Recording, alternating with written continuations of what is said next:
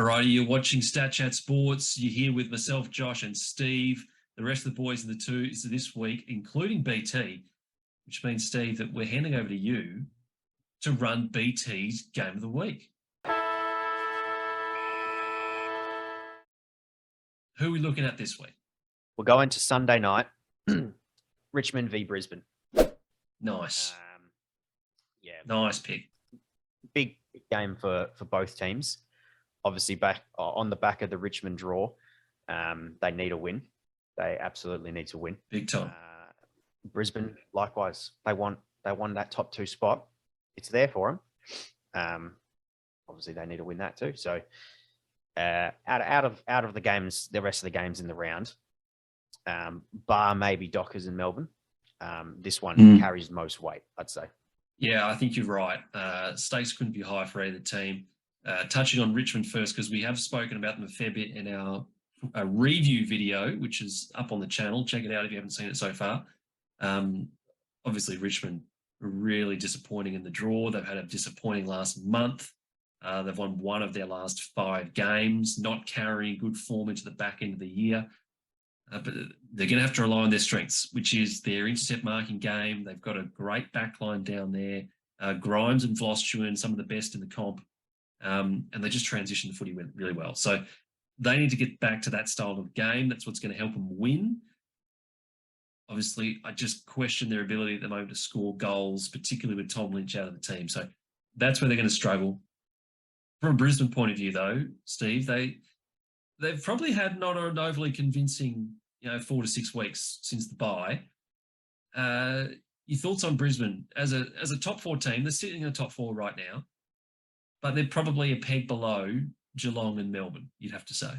Yeah, I think that's fair to say. I'd say that they're probably the third best team in the competition at the moment. But yeah, they're just a step below Geelong and Melbourne for me.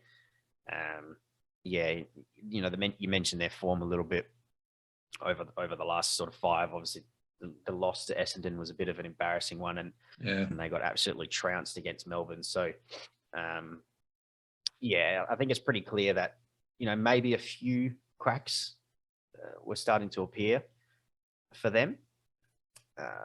And they are relatively injury free as well. So, the fact that they've got a good list helps them. Healthy list. Daniel Rich won't be playing this game, I don't think, from concussion, but realistically, everybody else is pretty much good to go. Forward line also probably an issue for the Lions as well. They've got the 3 big guns back in the team in Danaher, Hipwood, and McStay, but they haven't really, I guess, clicked just yet. They're still trying to get accustomed to each other because they've only played 5 games together in the last 12 months. So I think they're still trying to find their way a bit, but certainly you'd have to say Brisbane is the form team out of these 2. Yeah, 100%. 100%.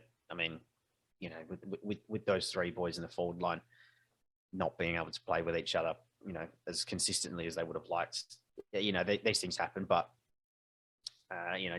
Big Smoke and Joe hasn't probably hit strides that he hit before his injury. So you've got potential for these players to step up another 25% in their game. So that's a pretty scary thought if you're a Richmond fan.